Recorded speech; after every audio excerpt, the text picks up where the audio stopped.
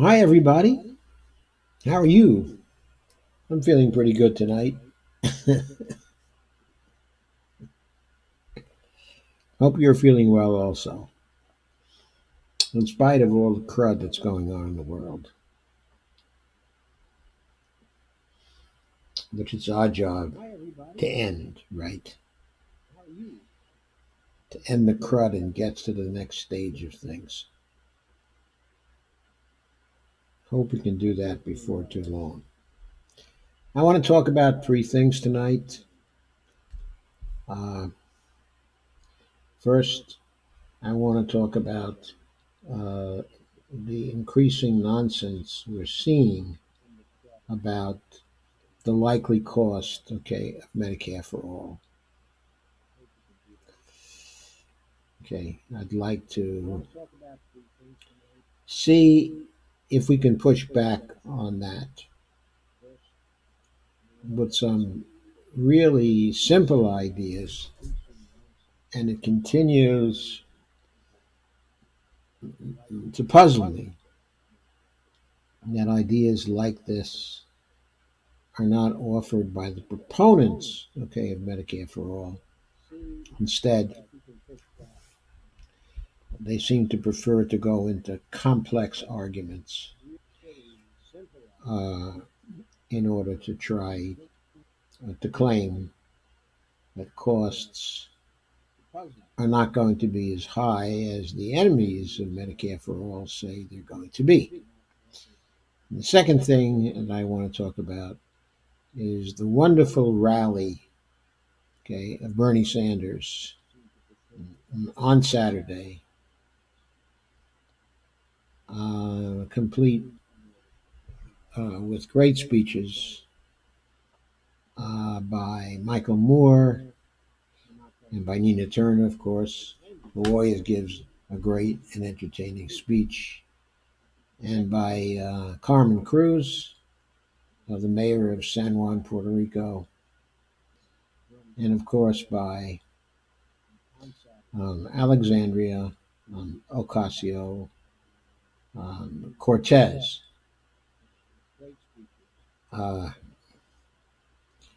who really wowed everybody, not just for her words, but that the courage she exhibited in saying that.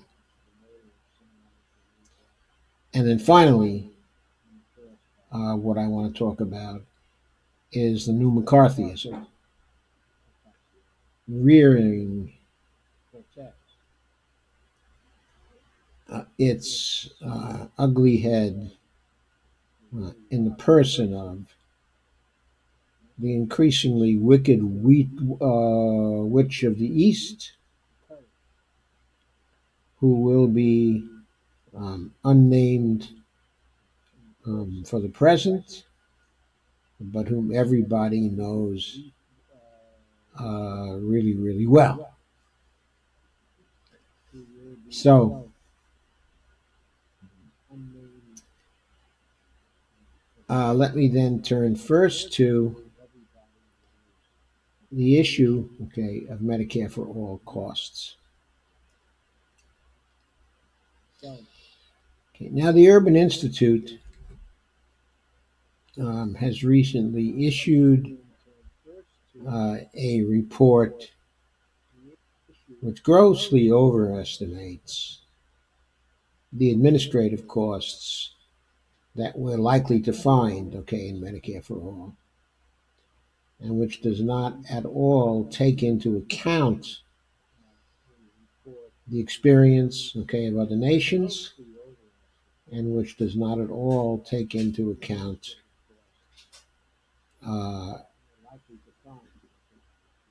the kinds of administrative costs we see around us, okay, in Medicare, okay, in our own Medicare, and which also doesn't take into account the structural changes that are going to be introduced by having Medicare for all and by having a situation which is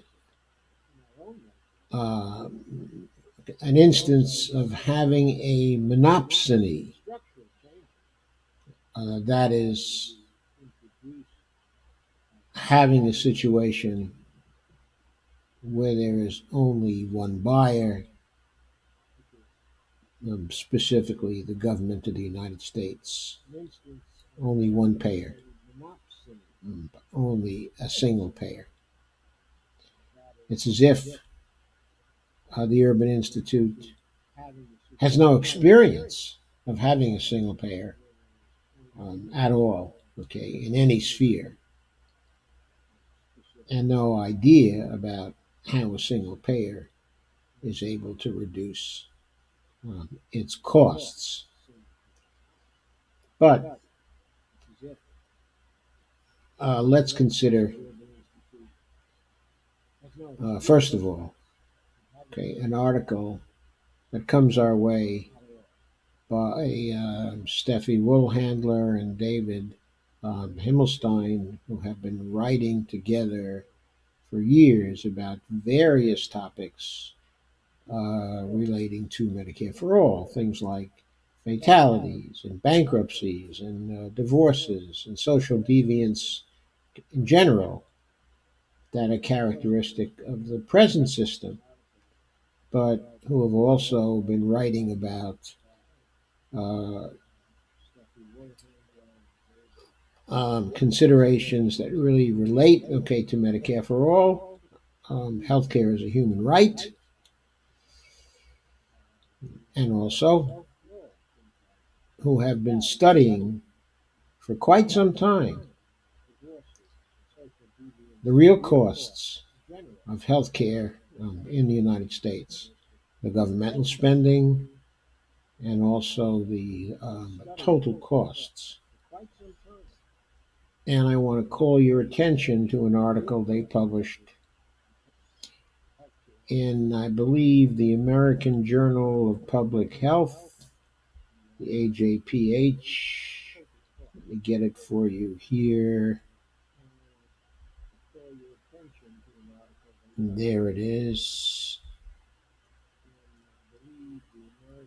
Okay. Let me go over the beginning of it for a while. There it is. The American Journal of Public Health, the AJPH, which is a publication of the American Public Health Association, one of the most respected journals in its field. And this one is co-authored by Himmelstein, okay, and Will Handler, who have been co-authors for so long it's hard to remember when they were not co-authors. Each has a few publications by themselves, but mostly they co-author things.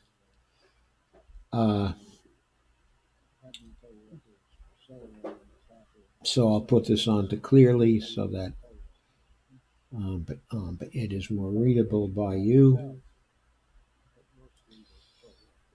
Okay, it was written back in 2000, okay, in 16. So I'll put this on to clearly.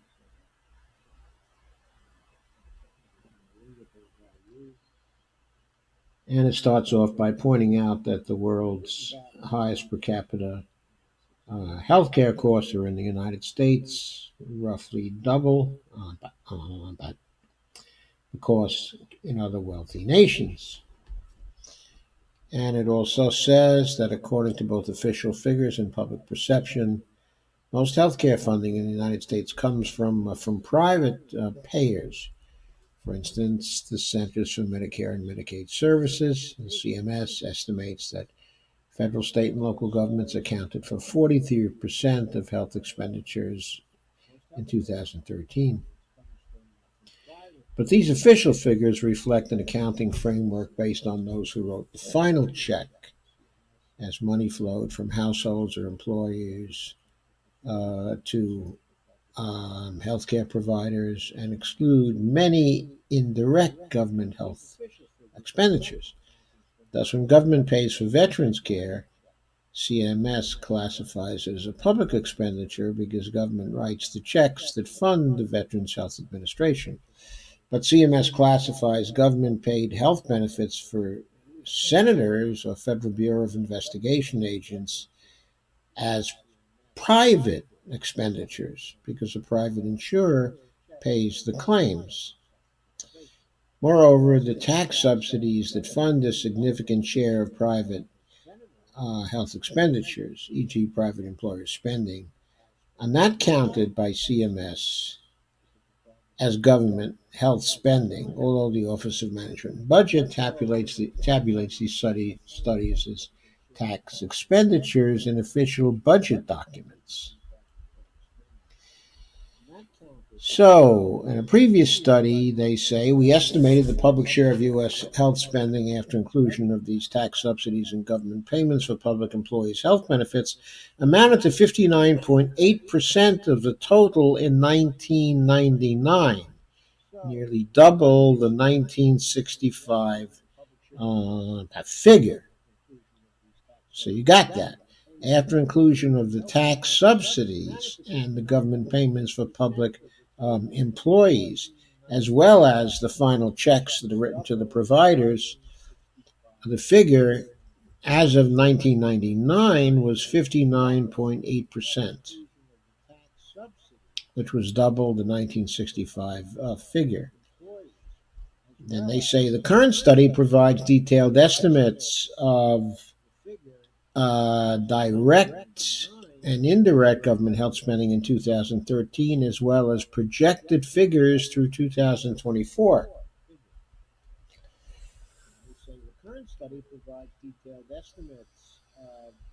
Okay, and then they say what they went through, how they got to their figures. They use direct government payments for Medicare, Medicaid, and other public programs such as the VA, National Institutes of Health, and public health departments, government agencies' expenditures for public employees' health insurance coverage, and federal, state, and local tax subsidies to health care. To estimate the direct government payments for health care, they use figures from a national health spending projections prepared by CMS's Office of the Actuary. And then they explain how they got the value of healthcare related tax subsidies. I'm not going to go into that. In general, okay, I'll let you read the article if you want to. So they say these methods emulate those we used to estimate public spending in 1999, with one modification. In the past, we used multiple data sources and complex methods to estimate payroll tax subsidies because no official figures for these subsidies were then available. But in 2008, OMB began providing such figures, which serve as the basis for our current estimate. Compared with the older method, use of the more accurate OMB figure increases our estimate of government share by 0.7%. Finally, to offer perspective on the U.S. taxpayer-funded health expenditures, we compared them to figures for several developed nations by using data from the OECD. They then say, let me take off clearly for a minute, see what I'm missing here with these arrows. Okay, I guess I'm not really missing anything, so let me put them in. Once again, da, da, da, da, da, da, da.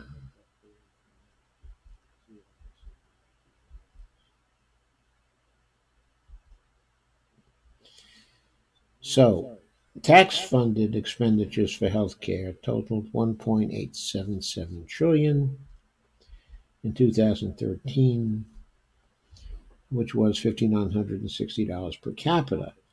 Tax-funded expenditures share of overall health spending was 64.3% of total health share expenditures in 2013, considerably up from the 60% that they had gotten in their 1999 study. Projections suggest that government share will rise to 67.1% in 2024. So let's pull up, see if I was successful in pulling up that table. No, I was not, so I may have to get rid of clearly now so I can pull it up for you. So there are the figures.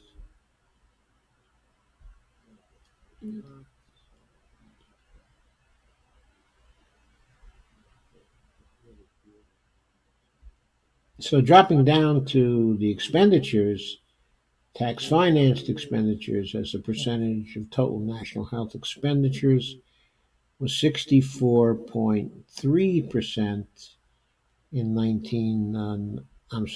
in what's that first column? In 2013, 64.9%, 65.0% in 2015. Their estimate for 2020 was going to be 65.7%, or in round figures, 66%, which is probably very similar to uh, the 2019 figure. In other words, the figure for this particular year. So let's estimate that, or say in round figures, that it's going to be 2/3, or 66%, is what tax financed expenditures are going to be. Now we know there is no federal government spending that is actually financed by taxes, but that taxes are levied correspond to the amount of new reserves that are placed in the Treasury spending account to do the healthcare spending. So let's not be troubled by the terminology here that not really tax financed, okay, expenditures, we might say tax accompanied spending, if we want to be strictly accurate. Okay, though insofar as it includes state, okay, or local government, of course, those expenditures are tax financed, but not the federal ones. But anyway, let's summarize the whole thing by saying 2/3 of the spending is accompanied by taxation right now.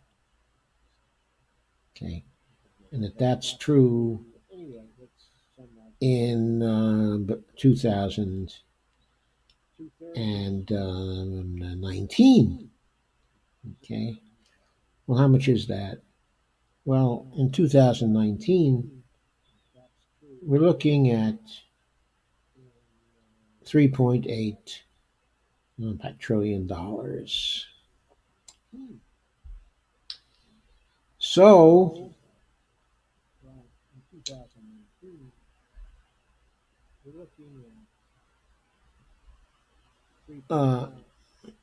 if total national healthcare spending is $3.8 trillion, 66% of that is $2.5 trillion.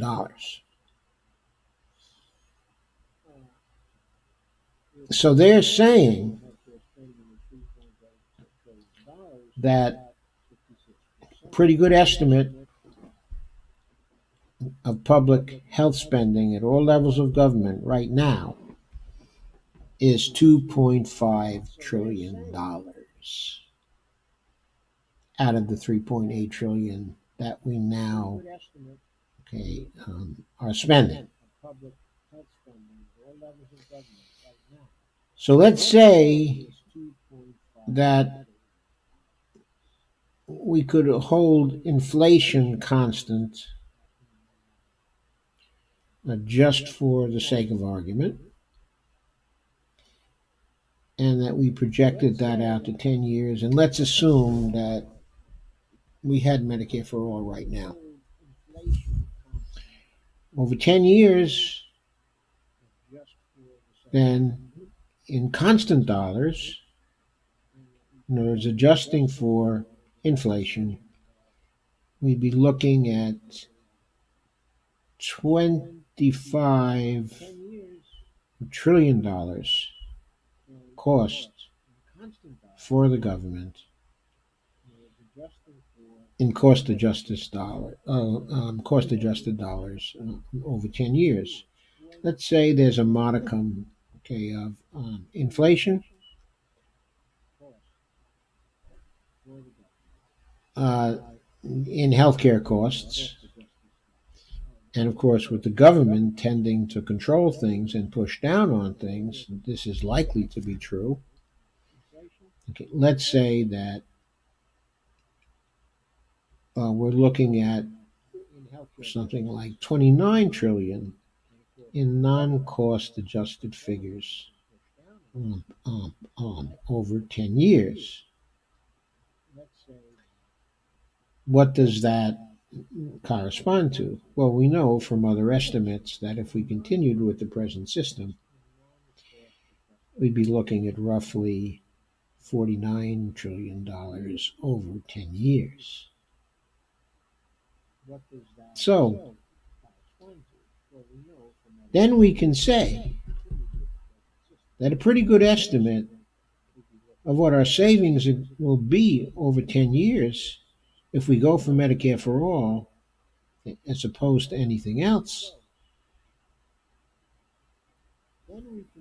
we're going to save roughly 20 trillion over 10 years, or an average of 2 trillion per year in cost, the cost adjusted dollars. So right there, you can see that the cost estimates, of places like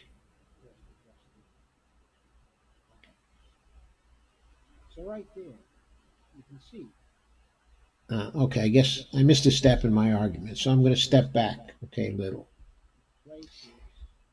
I missed the middle step, I'm afraid. So excuse me, I'm going back to the middle step now.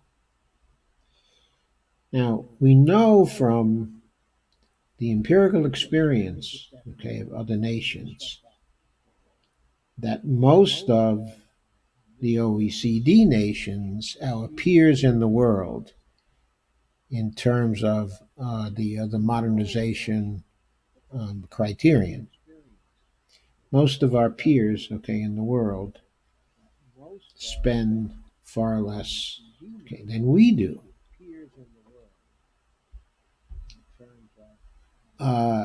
If we look at France, France spends a little more. I'm sorry, France spends a little more than 2/3 of what we do as a percent of GDP. Also, Switzerland spends a little more than we do as a percent of GDP. Germany spends a little more than 2/3 of what we do as a percent, of GDP. However, the nation most similar to ourselves, which is Canada, only spends 11% of GDP, while our 3.8 trillion corresponds to 18%, of GDP.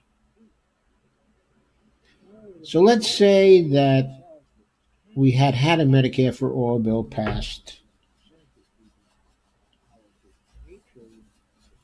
well, let's say 2 to 3 years ago. And it was a bill similar to H.R. 1384. Then, of course, the costs of Medicare for All in the first 2 or 3 years would be higher than the average that we would expect due to the transition period, which is present in H.R. 1384. There's a 2-year transition period. And there are payoffs during the transition period for those who are displaced by the transition, to Medicare for All. So we would expect that to drive up costs. But if we had done that, then starting in 2019, at present, I think it's probably fair to assume that we would have gotten down to the efficiency level of Canada in spending for Medicare for All. So that would probably have put us at 11% or so, of GDP right now. Now, when we take 11% of 3.8 trillion, the figure we come out with is 2.3 trillion.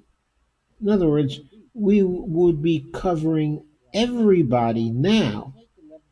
Government dollars would be covering everybody right now for $2.3 trillion. rather than the $2.5 trillion which we are now spending while leaving, what is it, 33 million, 34 million people out of coverage and leaving many more with wholly inadequate coverage, which strains their finances and threatens them with increased fatalities and bankruptcies and other terrible happenings. So, had we taken this step just a few years ago, we would most probably have now been spending $2.3 trillion dollars. And looking at cost adjusted figures, in other words, constant dollar figures over 10 years, even if costs had slowly increased even more than inflation, we'd probably at most be looking at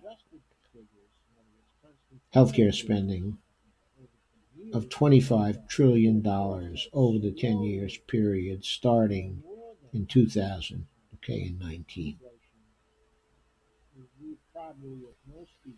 So we have lost a lot of time and money by not actually spending Medicare for all. And I think we have to stop accepting estimates for the cost, okay, of Medicare for all that take the United States as a completely unique case, entirely unique in the whole wide world, and that try to estimate what our costs are likely to be based solely on our history rather than on the experience of other nation states that have already converted to Medicare for all and what their experience is. Now, even taking Canada at a rate of 11% of GDP, we are looking at a state that is higher in healthcare expenditures than the OECD average. The average of, I think there are 19 or 20 of the OECD countries. I think the average healthcare expenditures for those countries is more like 9% of GDP rather than 11% of GDP. That's 50% of what we're expending now, okay, in America. If we were like the average country, we would get full coverage for our citizens. We would have gotten by now full coverage for our citizens at $1.9 trillion a year rather than $3.8 trillion a year. I think we partisans, okay, of Medicare for All, have to start arguing in these terms and not accept the outrageous estimates that biased places like the Urban Institute are delivering to us every once in a while. Now, critiques of the Urban Institute's latest study, okay, critique is already available from Himmelstein, okay, and Woolhandler. It was delivered on the first day of the publication of the study. I'm not going to go through that particular critique here, but it was not the first one by Himmelstein, okay, and Woolhandler. The Urban Institute came out with a study attacking Medicare for all before, in something like, I believe it was in 2016. And then Himmelstein and Woolhandler tore them apart too. The Urban Institute is getting some of its money from the healthcare industry. It is not an unbiased arbiter in relation to Medicare for all costs. All you have to do is read one of the Himmelstein and Woolhandler critiques, and you'll see that they're just not looking at Medicare for all in an honest way. So we have to stop giving these other studies lip service or any credence at all. They are dishonest studies because they don't take into account the experience of other nations, which is likely to be more relevant to the final outcomes that we get for Medicare for all than our own history does. Why is it likely to be more relevant? Because embracing Medicare for all is a radical break from our own history. We would expect a radical break to deliver a different result in relation to the cost curve. And those who are implementing Medicare for all will be trying to get a result that is different from the result that we have now. So whenever we see a study like the Mercatus, a study that appeared, I guess, a year and a half ago now, or something like that, or the Urban Institute study, we have to be alive to its assumptions. And we have to be willing to criticize its assumptions because those assumptions are simply way off base. So let me close this particular subject and move on to Bernie Sanders and to AOC.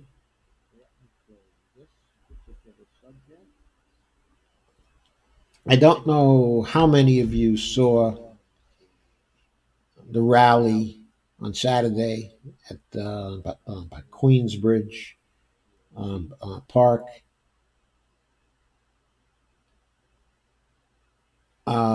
Just inside, of Queens, and just within shouting distance of Manhattan.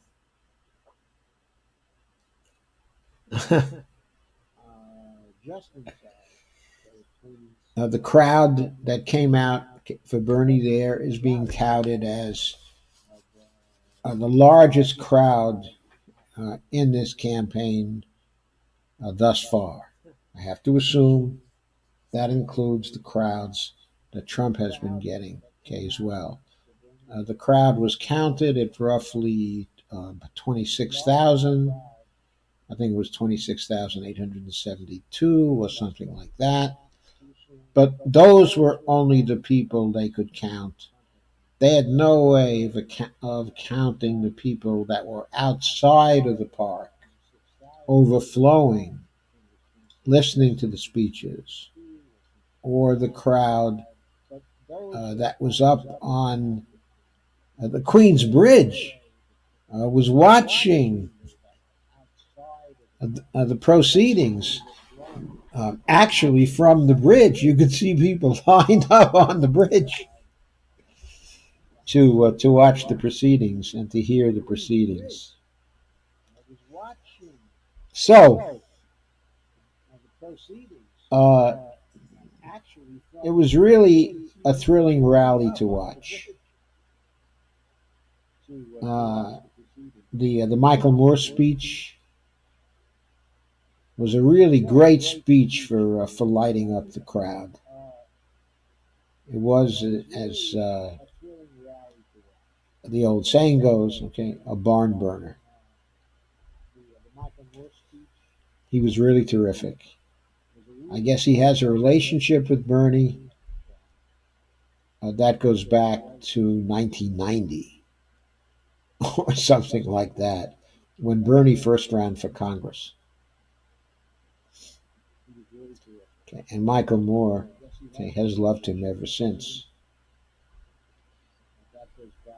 And so he delivered one hell of a speech.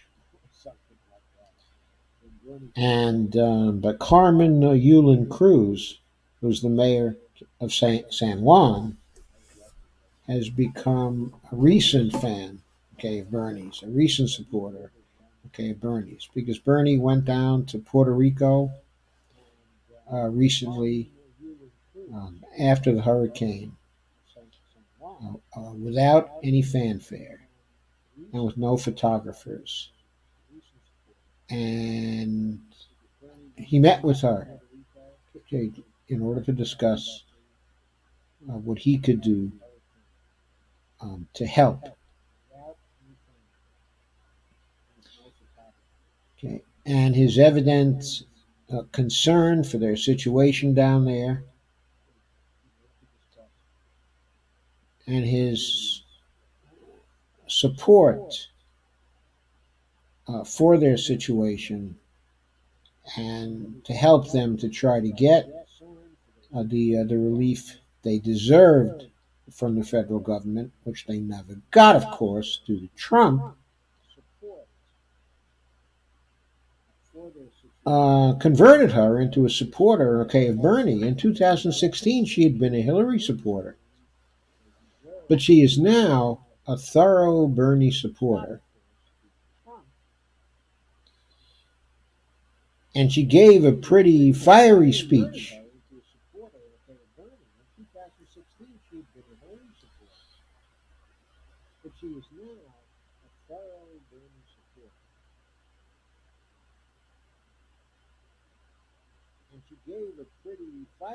She was followed by, I believe her name is Tiffany Caban.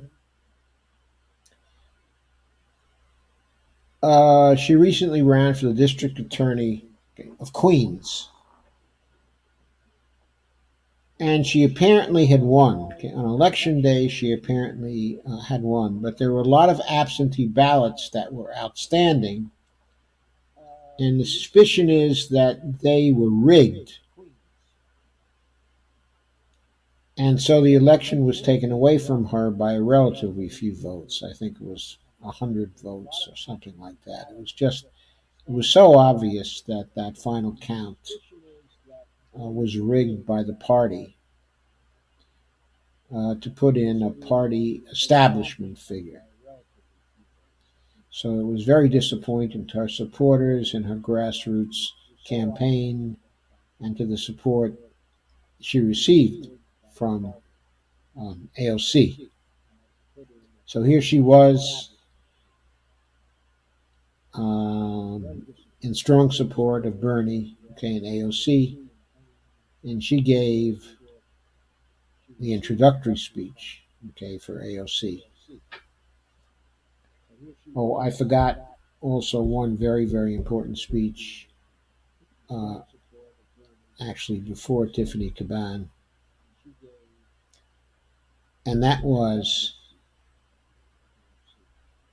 the Nina Turner speech. Oh, Nina Turner was marvelous.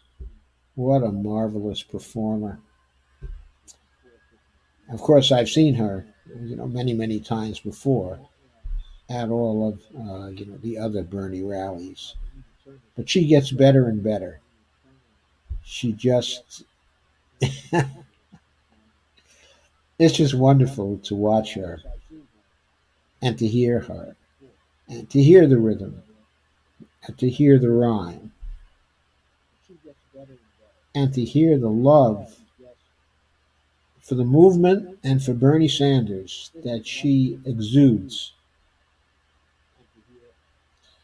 She was simply wonderful. So moving to Tiffany Caban, she had the privilege of introducing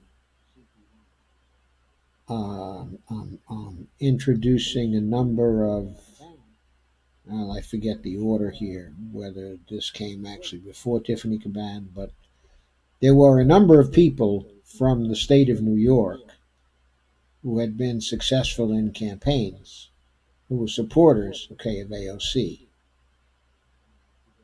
Okay, and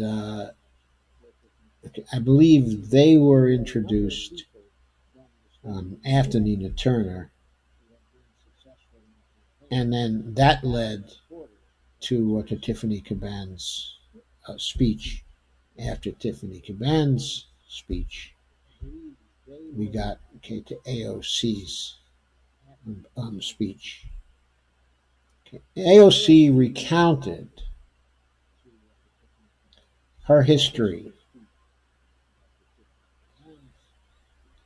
and her movement towards Bernie by crediting his model as getting her involved in politics, teaching her that she could be successful and that she would be able to make a difference.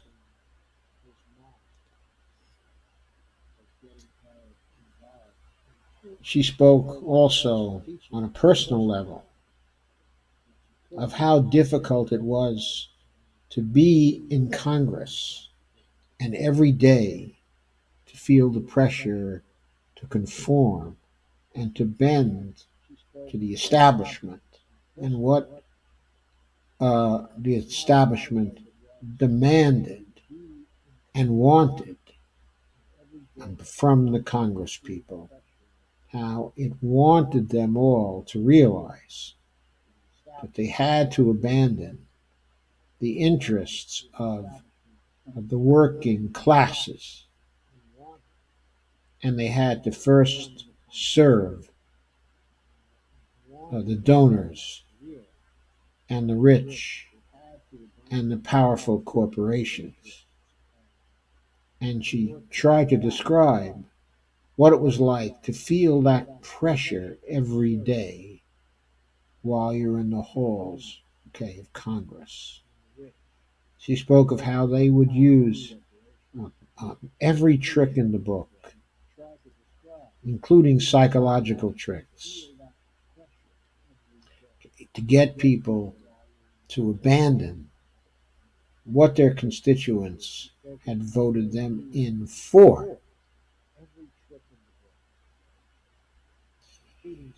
And then she used that experience in Congress to highlight how difficult it must have been for Bernie to resist that pressure year after year after year, and to come to this place that he is now in. So that was very moving. Of course, she endorsed him, and she spoke about how important and wonderful his agenda was to the American people, and how much she supports him.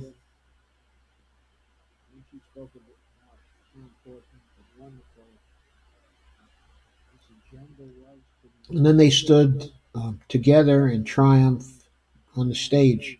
It was made clear she would be campaigning with Bernie. It was like a second kickoff of the campaign, which of course has always been a very active campaign anyway.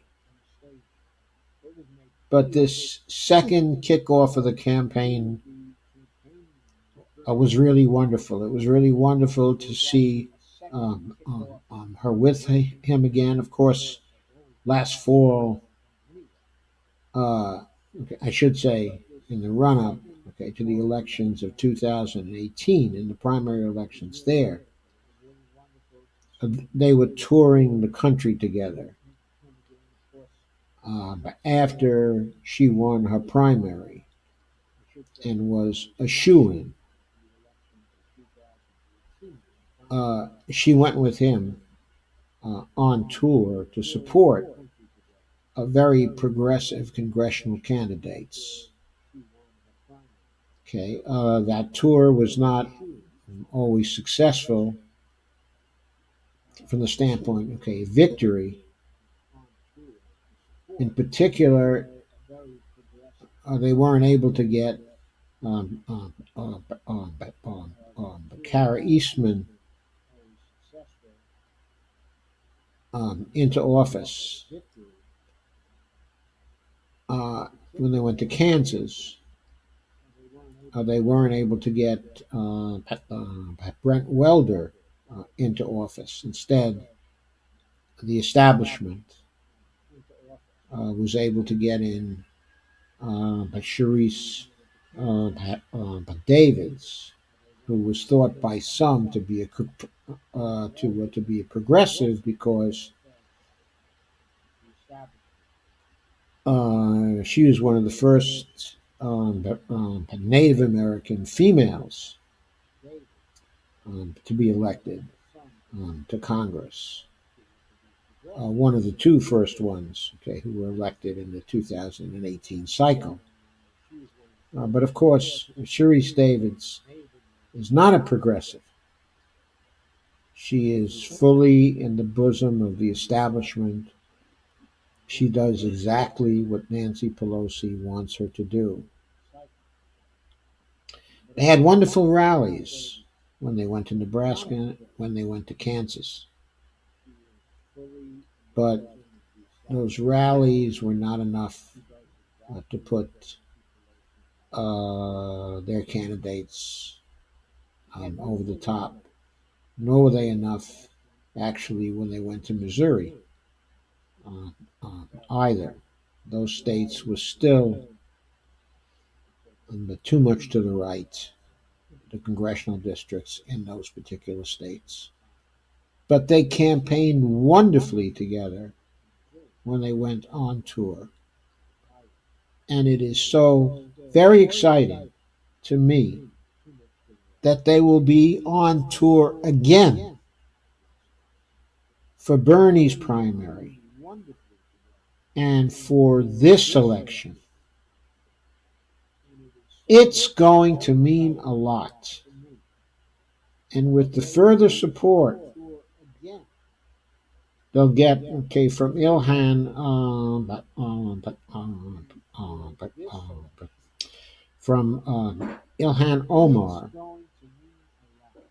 okay, and Rashida Tlaib, there is going to be a hell of a team there to combine with Ro Khanna, okay, and with Nina Turner, okay, and with Michael Moore, and with Cornel West, and Danny Glover. I mean, this is just going to be wonderful. The influence of all of them will be magnified by the others, and the campaign will be even more dynamic now. I don't know what Anna Presley is going to do. After all, she's a congresswoman, okay, from Massachusetts, and her senator, okay, is Elizabeth Warren. So there's a lot of pressure on her to support Elizabeth Warren.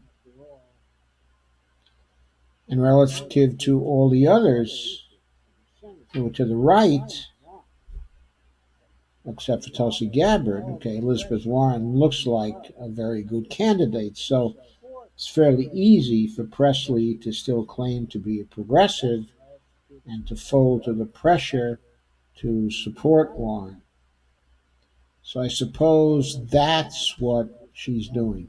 But make no mistake, this rally of Bernie's and the support, okay, from AOC, which she delivered in this rally, is so important. And it's important will be continuing because she will be working in the campaign to elect other progressives And that campaign will be across the country because Bernie is not only going to be campaigning for himself as these primaries go on, he's going to be campaigning for others too, to try to get a more progressive Congress into office so that the movement can pass its can pass the legislation that it needs to pass. If Bernie is successful and becomes the president, or even if some other Democrat is successful, okay, and becomes the president, the movement will still be there pressuring. In any case, still going for student debt elimination and for Medicare for all and for the Green New Deal and for expanding Social Security and for a job guarantee and to all of the agenda that Bernie Sanders has been placing on the table gradually during this campaign.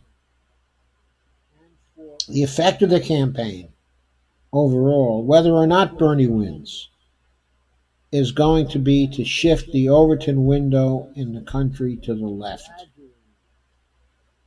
And I think the result will certainly be to displace Donald Trump as president, whether he's impeached or whether he's not. And I think the effect of the campaign is going to lead to a much more hopeful situation for the 2020s than we have had for a very long time. Make no mistake about it, of course, our time is short. And our time has to be now, or very soon from now. And we don't yet know if this is really our time. And our time and our efforts may fall short, okay, of what we need. This is, as you know, a struggle for survival. And we all have to fight. But I think the spark is lit and the flames are being fanned. And we have to join in. And we have to help, okay, in doing that. Now I want to turn to something else that's been going on. The Wicked Witch of the East, and now I will name her, Hillary Rodham Clinton, has decided to intervene in the campaign in a public way. Her intervention at this point was directed ostensibly towards Tulsi Gabbard. And what she did is, as I'm sure most of you know by now, she smeared Tulsi Gabbard as a Kremlin asset, as a Russian asset, being groomed by the Kremlin for a third-party run as a candidate in support of what Putin would like to see happen in the Middle East. The Wicked Witch of the East said this about a 16-year veteran of the armed forces who was still serving in the National Guard and who is now a major,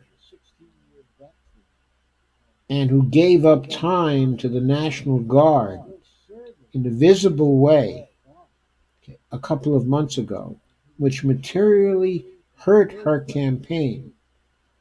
She hurt her campaign to do her duty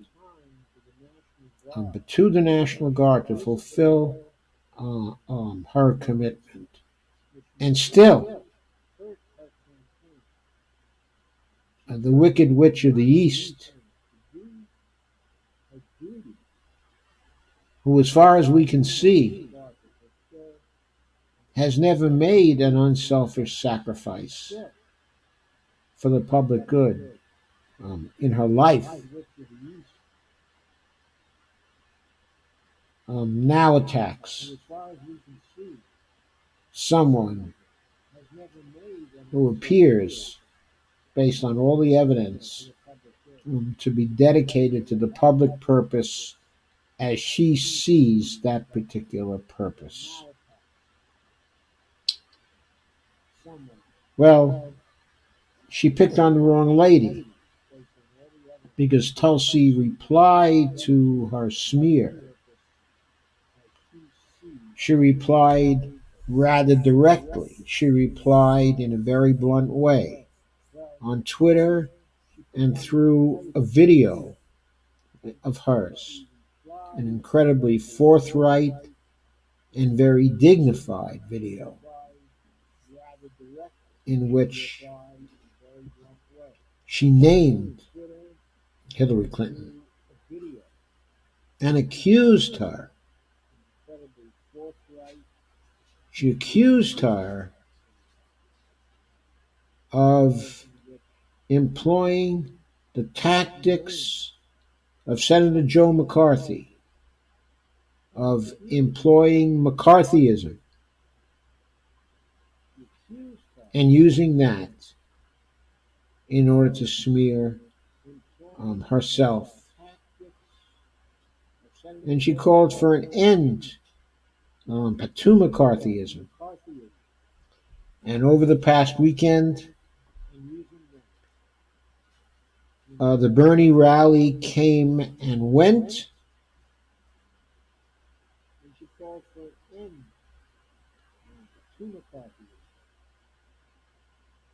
And one person from the Bernie camp, highly visible, but Nina Turner, came out and defended her sister, Tulsi Gabbard,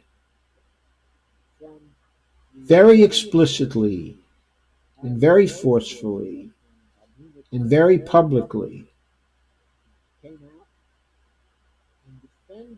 using her Twitter feed. And then also today, just a few hours ago, Senator Bernie Sanders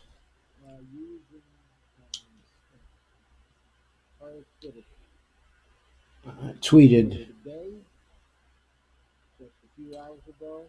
the following in support, of Tulsi. He said, Tulsi Gabbard has put her life on the line to defend this country. People can disagree on issues, but it is outrageous for anyone to suggest that Tulsi is a foreign asset.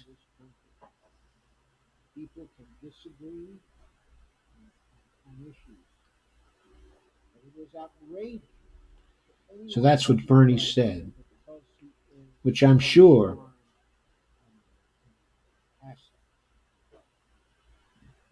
was exactly what Tulsi had hoped for. That her friend and the person she had supported in the 2016 election would come forth and would defend her against Hillary Clinton and the mainstream of the party. Tulsi Gabbard herself had tweeted this fairly recently. She said, "If you're sick of the new McCarthyism and warmongering by Hillary and her cohorts, then join our campaign. We need your support. Democrat, Republican, Independent, it doesn't matter. We need to unite to usher in a government which is of, by, and for the people." And then she tweeted, "Stand with Tulsi against Clinton's new McCarthyism and warmongering." And there's a picture of Tulsi giving an interview to Tucker Carlson, in which she made a very straightforward statement, again calling out Hillary Clinton.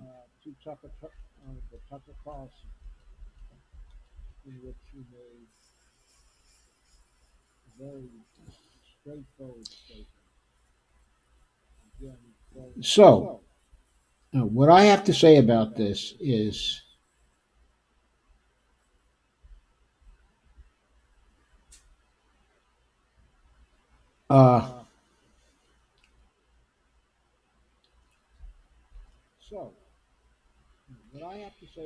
we have a larger issue here than simply Tulsi Gabbard and Hillary Clinton. And the larger issue is democracy itself. Our democracy has fallen into a malaise. It's fallen into a period where our public debates, never really entirely rational, have fallen into a pit, of irrationality, where smears are freely made by candidates towards others, where smears of candidates are freely made by all sorts of people, where journalists no longer critique people with evidence that is persuasive or convincing or empirical, but where so-called journalists, and I say so-called journalists advisedly, just attack people with verbal drive-by attacks and with smears entirely unbacked, by evidence. And this attack on Tulsi Gabbard by Hillary Clinton is only the latest example of that. It's been going on for a long time. We had this in spades in the 2016 election. It was directed by Hillary's trolls and by Hillary bots against Bernie for the whole campaign, and it was echoed by the mainstream media. And right now, we constantly see the drive-by attacks. We constantly see stuff like, "Oh, he makes my skin crawl." Those kind of attacks on Bernie. Non-rational,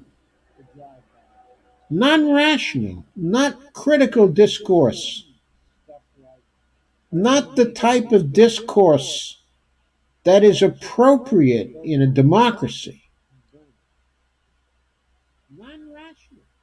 It pulls down our democracy. It undermines our democracy because it is dishonest. It is dishonest. It involves lies, which it tries to make unaccountable. It is a low level of discourse, a dishonest level.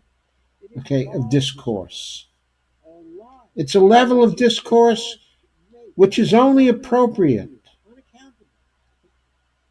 Actually, it's not appropriate there either, but is the kind which we expect to see in bars, carried out by people who are divided up into teams and who want to call people who favor the other team, who want to call them names of various kinds, just to vent emotionally. It has nothing to do with the truth. These were the kinds of drive-bys, the kinds of innuendos, the kinds of personal attacks that were used by McCarthy during the 1950s in his campaign against the communists in government in the United States. Well, McCarthyism and these drive-by attacks must be recognized as attacks on free speech, as attacks on the rational discourse that we need in a healthy democracy, as attacks on the foundations of democracy itself, which require a modicum, of honesty. We don't expect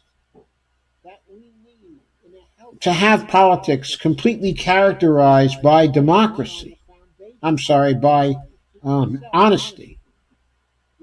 It's only realistic to expect that there will be a certain amount of hedging, that there will be a certain amount of discoloring of the facts, of dishonest interpretations of the facts. But we must do all we can to get rid of the outright lies and smears and name-calling that we see from the mainstream media and from most of the candidates. It is shameful. It is undermining of our political system. It is the true disloyalty for what we stand for. And it is something that we, the people, have to stop. It will only stop when we use our capabilities to comment and to push back at the mainstream channels and at the mainstream commentators in such numbers and with such anger and dismissal that they realize that what they're doing is just unacceptable and has to change. And we have to reinforce this further by our own actions in denying our attention and our business to the candidates and to the mainstream types of media that give support to this kind of discourse. We have to move en masse to the alternative media.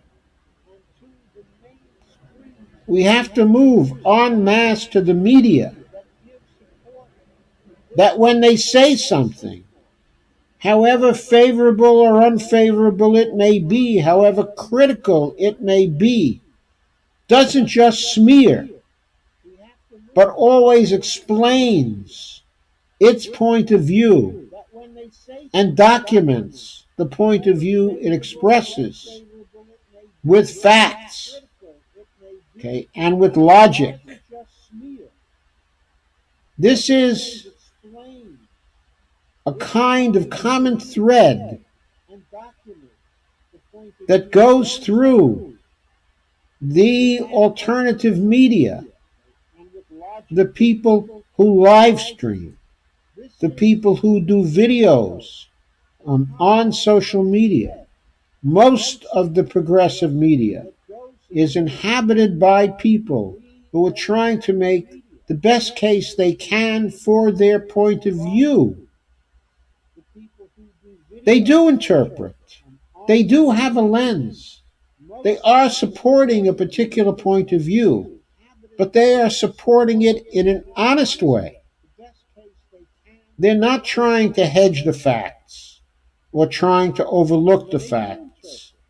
Some of them bend over backwards to recognize faults in the people that they themselves happen to favor. Some of them will frequently be critical of those people, even though they love them dearly. Those are the kind of commentators. That's the kind of media that we all have to support. And if we can grow that media through our support and shift business away from the mainstream,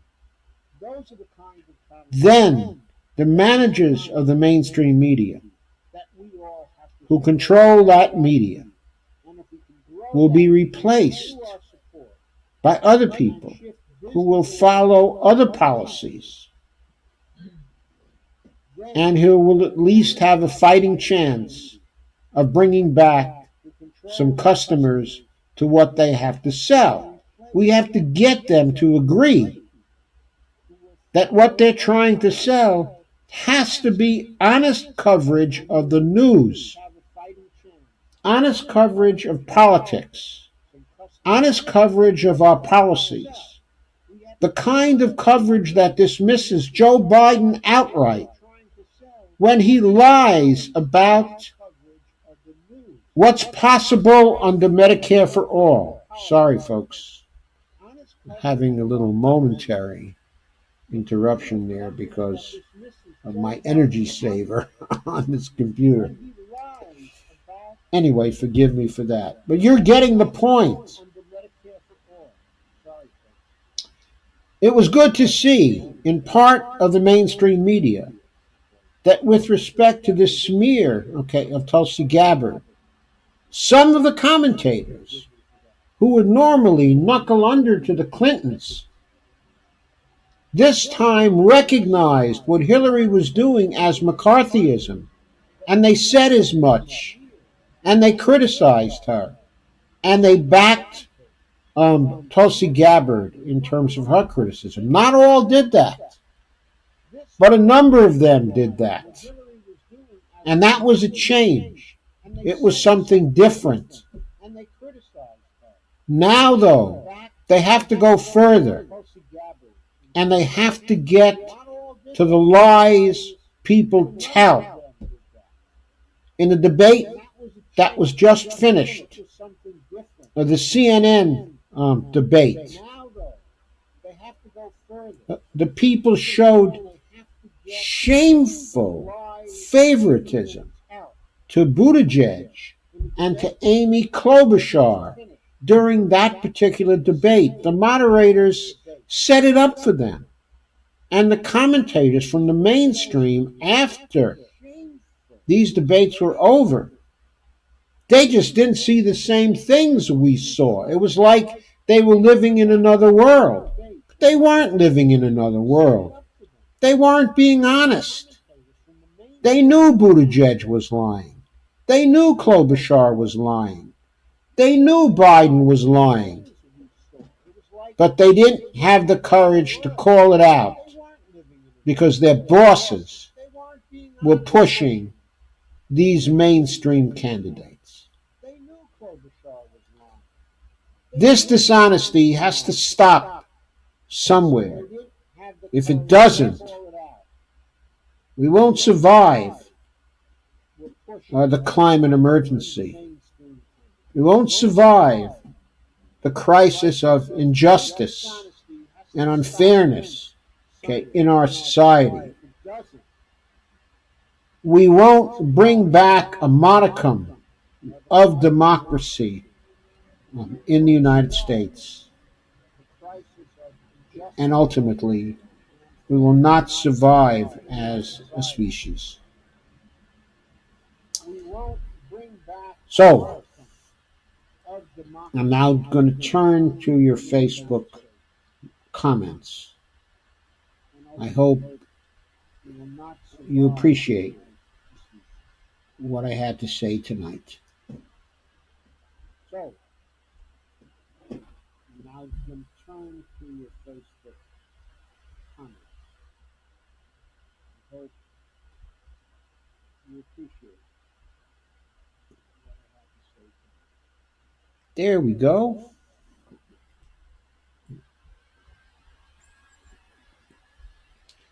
Let me refresh my page so I'm sure that I have all your comments. Please share, like, and subscribe this. And please do go to my Patreon page every once in a while. That would be very, very helpful.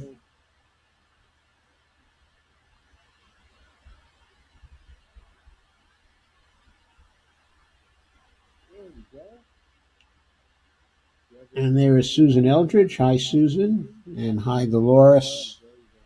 And hey, Russ. He says, yes, that M4A pay for garbage is annoying. It's especially annoying because Medicare for All is going to cover everybody and be much cheaper than what we're spending now. Much, much, much cheaper. He says, yes, that M4A pay for garbage. Susan Eldridge says it's driving me crazy. Yeah, you can tell it's driving me crazy too. Susan says the reality is phenomenal. I hope these poll numbers pick up. He has the movement. He does. There is delayed echo. Oh, I'm sorry. I know why that is. Excuse me for a moment. How's that, Susan?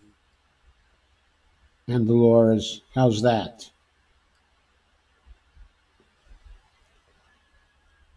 I hope the echo is now gone. I think a lot of people don't remember Michael Moore's prior endorsements of Bernie. They act like this is all new. Says Cora Emanuel. And Susan Eldridge says, Presley said she's not endorsing anyone right now. I know she said that. Well, if she comes in later for Bernie, that's going to be fine. And Warren has a lot of support from the Democratic establishment in Massachusetts. I know she does. She's tied in with the Kennedys, of course. And Robin says, she's killery. Going to pick off the progressives from the bottom up. Well, she's going to try. Cora says, I love Tulsi's response to the Wicked Witch. So do I.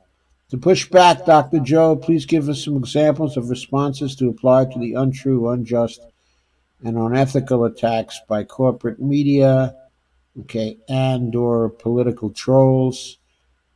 Well, I'll try to do that in the coming days on Twitter so I can give you those examples, Robin. I haven't been that active, on Twitter lately, except to inform people about my streams. And Russ says, you've been on a tear. Have I, Russ? Have I been on a tear? And Susan says, better. And Russ says, yes, the echo is mostly gone now after that tweak. It wasn't a tweak so much as fixing a mistake. I forgot to turn off my sound on Facebook, and that's where the echo was coming from. I shouldn't have any echo now, theoretically, but it turns out that when you're doing these streams, there are so many sources of independent sound. I don't know if many of you know this, or recognize this, but the camera is an independent source, of audio. Facebook itself is an independent source, of audio. The microphone I use is an independent source, okay, of audio. The monitor that I use to help me, the auxiliary monitor, which I use because it makes the type larger so I can read it better on your comments. That's a source of sound. I have to turn off all these different sources of sound except for the microphone itself, in order to get rid of the echo, and sometimes I'm afraid I forget. In other words, even though, of course, I'm following a habitual checklist, still it sometimes slips. So, anyway, tell me as early as you can, and I should be coming back to your comments actually long before this. I'll try to do that so I can see that if I need to make any adjustments, that I still can make them. And Robin says, re-polls. I'm a lifelong landline owner and I get poll calls all the time. It's the way questions are worded that skew the responses and give untrue, false results. Yes, I think that's true, but I also think they're skewing the results in the polls because I believe that most of the polls, just apart from the bias towards landlines as opposed to cell phones, which is itself a bias towards older people as opposed to the millennials. So, in that way, it's a bias against Bernie Sanders. It's also true that on top of that bias against Bernie Sanders, I think they're also skewing the samples. So the samples are weighted more heavily to people over 49 and probably even to people over 65. In other words, the particular demographics that are most favorable to Joe Biden and to the establishment candidates, even when they're not going for Joe Biden because they've lost confidence in him. And now I think some of those same people are starting to go to Buttigieg and to Warren because they're seeing him as being, a younger version of Joe Biden, especially since he's lying in the same way. Uh, anyway, Susan Eldridge is say Warren is coming out with a plan for how to pay for Medicare for all. Yes, I noticed that she says she's coming out with a plan for how to pay for Medicare for all. But Jamal Thomas has a stream today saying that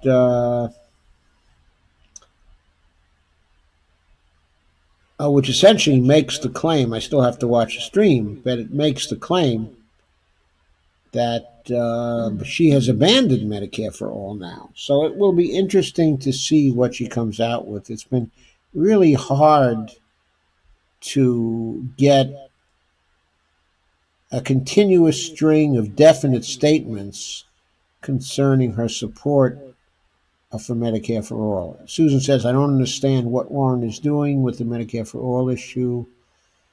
I think right now she's trying to fuzz it up so that she still can retain support from people who are very strongly affiliated, okay, with Medicare for all, while she leaves herself room to run the other way once she beats Bernie Sanders. So I think that's what she's doing. I think that's what's going on. That when she gets more to the regular campaign, she's going to run more to the center. She's going to talk about alternatives to Medicare for all that are possible ways in which, bargaining and compromise could deliver something that's still very good and valuable, for the American people. In other words, I'm saying I still don't believe Warren is going to fight for Medicare for all. Of course, as the polls have been way off, and skewed for decades. Well, not entirely. When you come down to uh, I think they've been skewed and off in many of the primaries, in many primary states. I think rarely do the polls correspond to caucuses in the caucus states. That kind of correspondence is not too frequent. But when you get into states where there are regular primaries,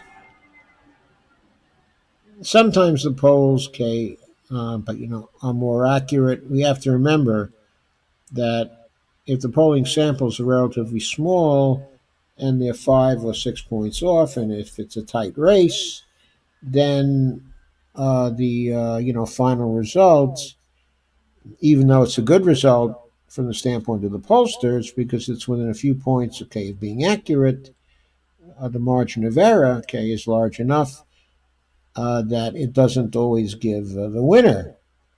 From our point of view, if they make a mistake, okay, in the winner, they've made, okay, a terrible mistake. But from their point of view, if they're within their margin of error as a technical matter, the poll is a successful poll. So Susan Eldridge says, the problem is if people believe the polls, they will not vote for Bernie because they think he can't win. Perception becomes reality. Absolutely. It does. So Bernie's polls have to be high enough so people think that he can win. Now, of course, it helps. It helps a great deal if we can point to mistakes the pollsters have made. For example, it helped Bernie when last time he delivered a surprise, okay, in Iowa. He came very close to winning, okay, in Iowa. In fact, he only lost because they rigged it against him, okay, at the end. Like, who believes that all 6 coin tosses in the caucuses in Iowa could go in favor of Hillary Clinton? I mean, what are the odds, against that happening? They're very, very great. And in the context of all the rigging which the Democrats did in the campaign, it appears nearly certain to me that those coin tosses in Iowa were fixed. I mean, if they had come out 3-3, Bernie would have won the Iowa primary. And then, of course, he followed that up with the New Hampshire victory. And then the perception would have been, Hillary Clinton's got a real, real big problem here. Okay. Then Bernie might have won the Nevada contest as well. So who knows what would have happened, okay, at that point. The polls were way off in Michigan, where Bernie absolutely slaughtered Hillary. Okay, and nobody predicted that at all. The rubber hits the road from March to July, and then we'll watch the BS from MSM and the polling people. Yeah, we will. Well, we're seeing BS from them right now. We've been seeing it since the start of the primary campaign, actually, Russell. We've been seeing it for part of the spring and all summer. The first polls from Monmouth were terribly skewed towards older people. They knew what they were doing. The Quinnipiac polls have also been distorted towards older people from the very beginning. And Robin says that's why it was rigged for the AP to come out before the California primary saying Hillary won. And that strategy was outed by MSNBC months in advance. Hey, Robin, remember, it's MSDNC, right? MSDNC. Okay, some new comments. Cora says, the exit polls in the 2016 primaries didn't match the final tallies. I'm supposed to have 8 new comments, but I see only one, which is Cora's comment. So I'm going to refresh my page again.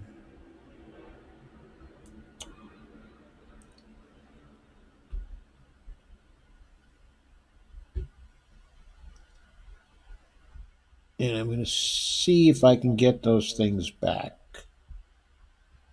I hope you're still hearing me. I got to go back.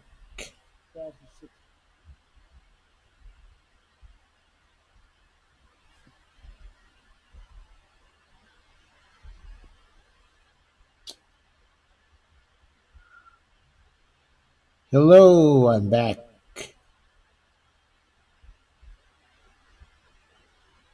So Divorce says, love it, Pop. Well, hi, honey. I'm glad you love it. And Cora says the exit polls in the 2016 primaries didn't match the final tallies. Yes, that's true. That was a mark of the rigging. And so they stopped doing exit polls because they didn't want to embarrass the DNC anymore.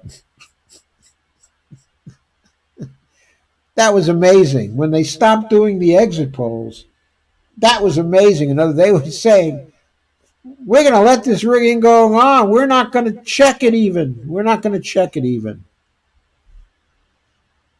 Okay, so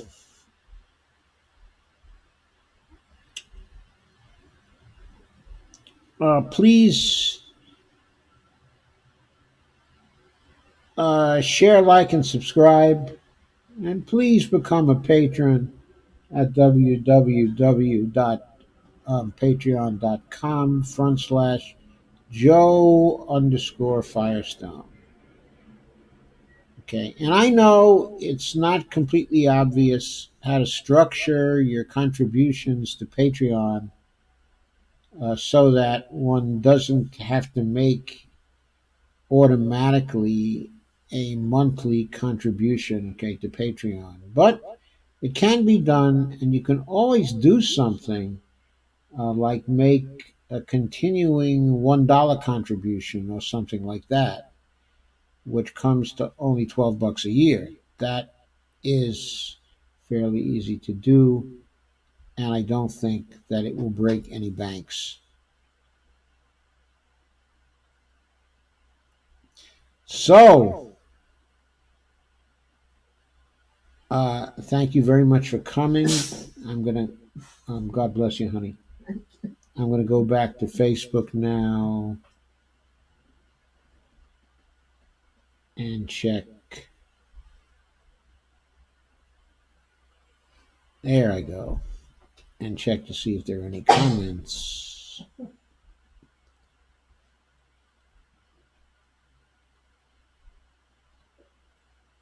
Robin says, I recall that some authority who did or relied on exit polls after Bernie was doing so well in the primary decided to stop doing them.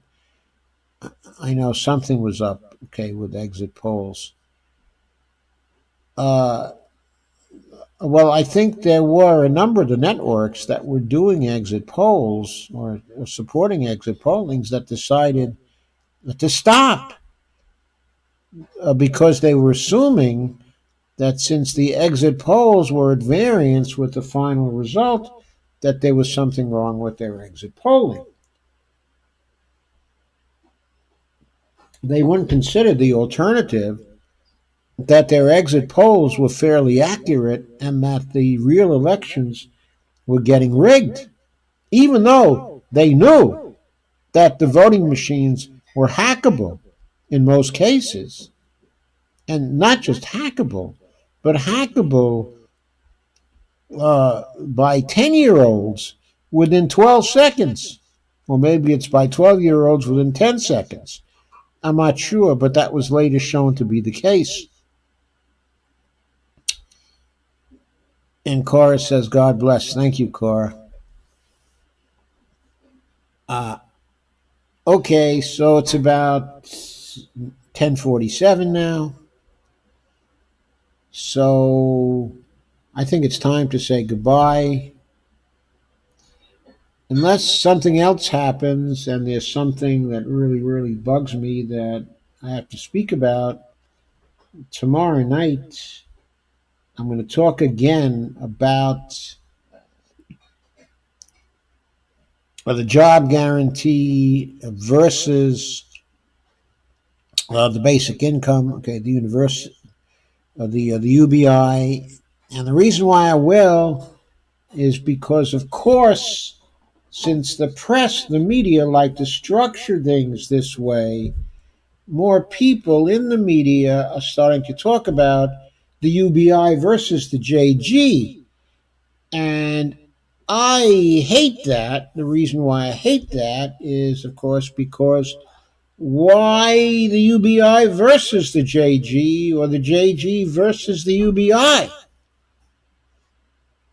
Who said anything about versus?